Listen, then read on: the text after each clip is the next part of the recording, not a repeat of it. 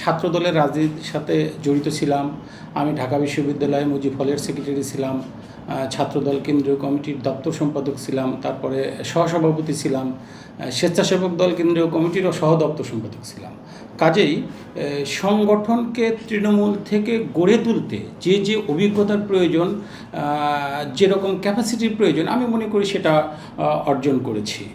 আমি সবসময় একটি আধুনিক স্বেচ্ছাসেবক দলের স্বপ্ন দেখি, যে সংগঠনটি রাজপথে রাজনীতির পাশাপাশি মানবিক কাজগুলোকে এগিয়ে নিয়ে বিএনপিকে সমৃদ্ধ করবে।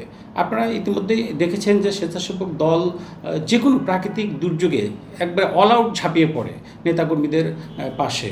তারপর কোনো অসুস্থ রোগীকে হাসপাতালে ভর্তি করানোর প্রয়োজন হলে কিংবা কখনো দুষ্প্রাপ্য রক্তের গ্রুপের প্রয়োজন হলে আমরা কিন্তু সাধ্যমতো চেষ্টা করি এই কাজগুলোকে টেনে নিয়ে যেতে। আমি মনে করি বিএনপি যেমন একটি বটবৃক্ষ, একটি রাজনৈতিক দল, বিএনপি রাজনীতির পাশাপাশি যে কিছু মানবিক কাজগুলো থাকে সেই মানবিক কাজগুলোকে এগিয়ে নেওয়ার দায়িত্ব স্বেচ্ছাসেবক দলের।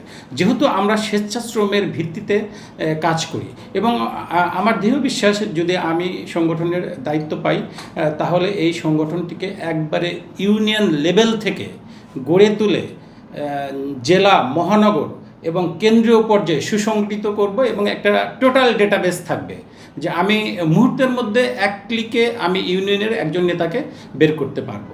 এই ধরনের একটা স্বপ্ন আছে। তাছাড়া আমি আমার দীর্ঘ রাজনীতির অভিজ্ঞতায় দেখেছি যে নেতাকর্মীদেরকে যদি ট্রেনিং না দেওয়া হয়, রাজনৈতিক শিক্ষা না দেওয়া হয়, তাহলে কিন্তু তারা ভালো করে না।